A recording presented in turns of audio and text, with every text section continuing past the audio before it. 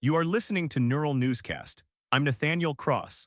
The big holiday travel story is kind of weather whiplash, blizzard conditions in the western mountains, and a rare winter heat wave across a lot of the rest of the country. I'm Cassidy Rhodes. If you're traveling for Christmas, yeah, this is one of those weeks where the same forecast can mean snow tires and road closures in one region, and, short sleeves in another. Here's the setup. It's a split flow pattern. In plain terms, the jet stream is basically dividing the country into two very different lanes, with Pacific storms hammering the west, while a strong ridge of high pressure pulls warm air into the central and eastern U.S. On the storm side, we've got multiple moisture-heavy systems, including atmospheric river conditions, lining up for the Cascades, the Sierra Nevada, and the Rockies. In the highest impact zones, snow totals are projected in that 2 to 4 foot range through Christmas. And the travel risk really concentrates on mountain passes and major corridors. In California, Donner Pass on Interstate 80 is one of the flashpoints, with forecasts calling out conditions that can go from tough to basically impossible fast, with whiteouts and heavy accumulation. Up in the Cascades, routes like I-90 and US-2 can get hit with heavy, wet snow plus strong winds, which is a pretty rough combo for visibility and traction. And even when the roads stay open, chain controls and spinouts can slow everything way down. The northern Rockies are in play too. Montana, Wyoming, and Idaho are looking at steady accumulation and blowing snow, with gusts around 40 miles per hour in more open areas. Interstates like I-15 and I-90 could see icy patches and sudden drops in visibility. Utah and Colorado are getting those classic white Christmas visuals in the high country. The Wasatch, including spots like Park City and Alta, is forecast to pick up meaningful snowfall by Christmas Eve, and ski areas in the Colorado Rockies benefit too, even if cities end up with more moderate totals. Meanwhile, the other side of the split is the heat wave story.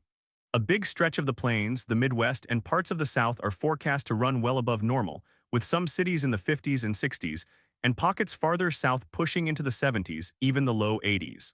And that warmth has ripple effects. It can erase snow cover, turn some precipitation into rain, and make it a snow-free Christmas for a huge share of the country. It sounds easier for travel, sure, but conditions can flip quickly right at the edges where warm air runs into cold air. Timing really matters here. The most significant disruptions are expected through Christmas Day, especially across western mountain regions.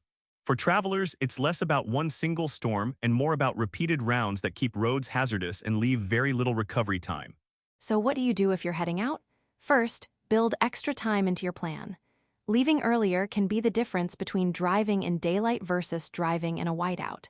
Second, watch past conditions, not just city forecasts. Third, have a backup route, because one closure can cascade into hours of delay. For drivers, think the basics that prevent expensive mistakes. Full fuel, a charged phone, a winter kit, and tires that actually make sense for mountain travel.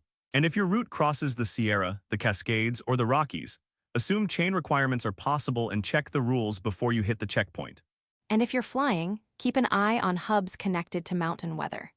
Even if your departure city is warm, planes and crews get displaced by snow and wind, and delays spread.